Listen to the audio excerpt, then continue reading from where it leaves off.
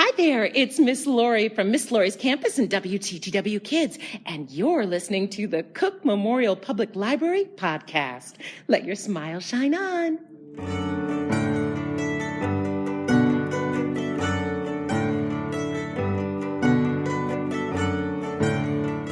Hello and welcome to the Cook Memorial Public Library podcast, where we invite you to spend a few minutes with the staff at Cook Library. I'm Nate Goss, and I'm here once again with Cyndi Hamann, member of our Popular Services Department and leader of our Adulting Book Club. Welcome back to the podcast, Cyndi. Thanks for having me.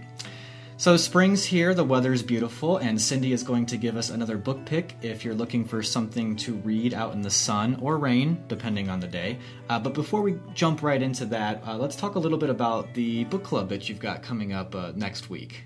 Sure, yeah. Next week on April 26th is our first meeting of the Adulting Book Club. So it's a book club meant for people in their 20s and 30s. So this is a brand new book club. Yes. Do you have to be in your 20s or 30s? Yes, it is advised that you be in your 20s or 30s to attend the book club. Okay.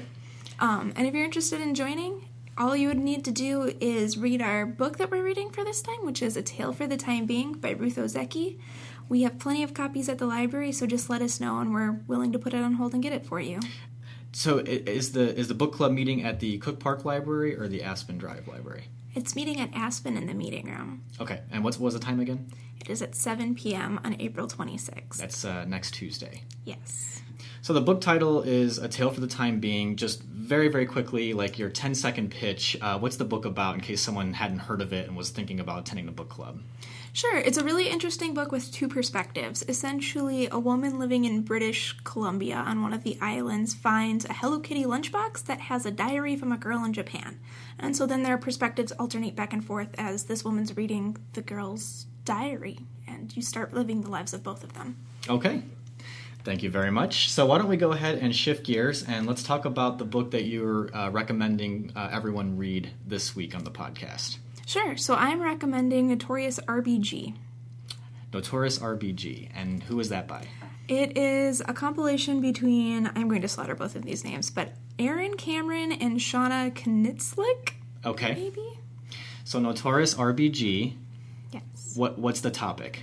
The secondary title on it is The Life and Times of Supreme Court Justice Ruth Bader Ginsburg. So it talks about Justice Ginsburg's life and her legacy she's already leaving. So it's a biography on a Supreme Court justice. Yes, but done in like a hip-hop style. So like the chapter pages have almost like graffiti on them. It's a pretty interesting take on the way the Supreme Court works in a really readable sense. You don't feel like you're reading a biography of a really old lady. Like, it feels really relevant. Yeah, well, that's a very unique method for talking about a Supreme Court justice. I guess that's the best way I can put it.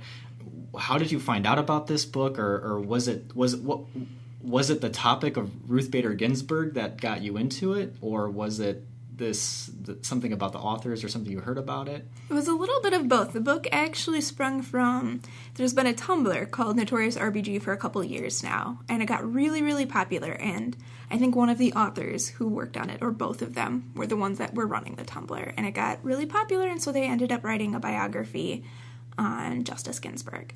So the Tumblr is just, was it just quotes from her, or what was the content of this blog? It was quotes, it was a little bit of analysis of her dissents, and a lot of this has actually come from within the past, I'm going to say 4 years, just to give myself a little space on that one. Justice Ginsburg has started reading dissents from the bench, which is really unprecedented. So every time that she's in the minority on something she really believes in, she reads these pretty scathing, if you read them, dissents. And so she's kind of formed this, like, pop culture icon almost. So if you even were to like Google her images, like half the images are like respectable Supreme Court justice and the other half are almost memes of her saying I dissent, or it's very interesting, very pop culture pictures of her. What did you know about Ruth Bader Ginsburg before you read Notorious RBG? I knew some. I obviously knew she was a Supreme Court justice, and I've kind of been following some of her writings for a while because I've been interested in politics and the Supreme Court. The really interesting thing about the Notorious RBG, is unlike a lot of biographies that are very timeline-orientated, this is almost more topic-orientated. So obviously there's a little bit of timeline as well because they start with her schooling and move forward in time. But because they're more topic-orientated on when she started becoming interested in different issues and when her dissent started, in some ways it takes away from the depth of the book because she married Marty in whatever year in chapter 2, and then it also comes up in 2 chapters later, and you're like, yeah, I know this, but it's an interesting way to look at it, and it's not text-heavy. But, because that's the one thing that turns a lot of people off from a lot of nonfiction and a lot of, especially biographies or political books. It's very text-heavy. This one has pictures on every page. There's not a full page of text in the whole book, so it makes it pretty easy to read in an afternoon. Would you say it leans more on the humor as far as the images go, or do you sense the weight of the decisions in the Supreme Court? Or I guess I'm wondering how it handles the danger of what can sometimes be in online culture, especially a casualness to a lot of this stuff. Does it weigh more on that to kind of keep it light, or does it toggle back and forth between the more pop culture oriented type of format and really getting into the depth of what certain cases were about and things like that? They actually, I feel like they do a really good job. I would say it's significantly more serious than a lot of the stuff that ends up on Tumblr is. A lot of the images, instead of going the pop culture route, through most of the book, they had wide access to the archives. So they have pictures from when she was young, and they have pictures throughout her entire life. And so the images tend to lean more towards that way. So it's a very factual approach. One of the really interesting things they do in the book is they have some of her most famous dissents, and some of them are majority opinions as well, kind of depending on what the case was at what time period, throughout her entire career. And they print the entire dissent, but they also annotate. So it makes it really easy to understand whether you're a legal scholar or not. Yeah. And that's kind of one of the nice things about Justice Ginsburg's writings in general. You can tell she's very smart and very with it, but they're also a lot more understandable than some of the other ones that sit on the bench. Do you think someone who tends to disagree with Ruth Bader Ginsburg would still get something out of reading this, or would they just be angry reading it? I think you'd have to want to read it if you were sitting on the opposite end of the political spectrum, because if you know anything about Justice Ginsburg, she is very on the left and very vocal about that. There's a lot of really interesting personal details in there about her life and her marriage and her law school experiences. And that, I think, is relatable to anyone. It's interesting. When it gets more into the politics, it really depends on how open-minded you want to be. In my mind, it's a very factual book. And they're very realistic on what legacy she's actually leaving right now. And the other kind of cool thing about it is that the people who put the book together were very intentional about getting a wide breadth. So they talked to people who had clerked for her, they talked to other people who had interviewed her at different times, and they even had an interview with Justice Ginsburg herself. Because she's known to think that the Notorious RBG movement essentially is funny.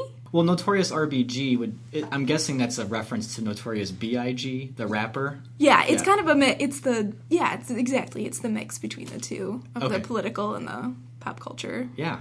And another thing that I think is really interesting about this book at this time is that because the Supreme Court is so contested right now with the death of Scalia, who was a great friend of Ginsburg, even though if you were to put them on a spectrum, there is a world between them. But in the book even mentions they would go on shopping trips together. He was like her fashion advisor. Wow. So it's kind of that really neat thing that you don't see a lot, that people that sit so far away politically and on a lot of spectrums are friends at the end of the day. They argue with each other in court and then they go out to dinner.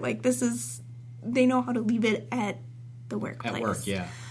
It seems like such a singular sort of topic, and one that I don't know that people would want to read a ton of books about, but I do like to always ask if you have any other quick recommendations for people who have read this, who are looking for something similar, or, maybe if someone has read another book you think they'll especially like Notorious RBG. Sure. I think the two really obvious ones that jump to mind is that if you're interested in this, another really good one would be My Beloved World by Justice Sotomayor. She was the first Latina justice who was put on the court, and she wrote a memoir called My Beloved World. And then last year there was also a book put out called Sisters-in-Law. It's about Justices Ruth Bader Ginsburg and Sandra Day O'Connor and how they were they're pretty opposed to each other, but the two women sitting on the court and how it changed our culture and the court itself. Great. So there's lots to read at the library about the Supreme Court. So thank you, Cyndi. So if you want to read or check out Notorious RBG or anything else about the Supreme Court in our collection, visit www.cooklib.org. That's our website to search the catalog. You can also read Cyndi's full review of Notorious RBG. She did write one up over at Shelf Life, the library's blog, where we blog regularly about books, movies, music, genealogy, and local history. That blog can be found over at shelflife.cooklib.org. If you'd like to get in touch, you can always send us an email, webmaster@cooklib.org. We'd love to hear your thoughts, questions, anything you want to talk about the podcast. And don't forget to share this podcast with your friends and consider leaving us a solid rating on iTunes. We'll be back soon, but until then, keep reading, keep watching, and keep listening.